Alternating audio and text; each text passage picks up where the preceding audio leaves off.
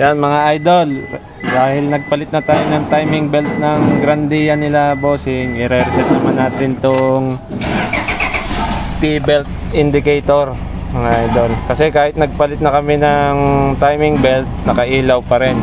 Yan mga idol, Grandia. Ganito lang mga idol mag-reset ng timing belt. Same procedure lang din pala ito mga idol ng Toyota, Fortuner, Innova, saka Hilux. Yan, patayin na natin. Bali, on nyo lang mga idol. Yang original na odometer, paikutin lang natin trip A, trip B. Ganyan, ibalik lang natin sa odo, sabay papatayin natin. Kaya pa, sabay i-press na natin to. Sabay on natin tong ignition. Bilang lang tayo ng mga 10 seconds.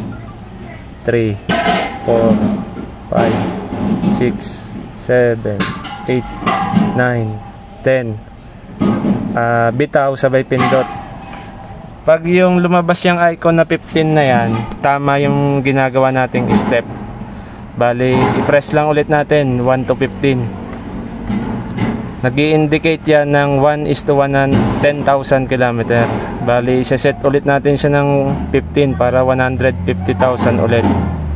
Sabay pag naka 15 na ulit, press lang ulit natin, long press hanggang sa mawala yung T-belt na yan.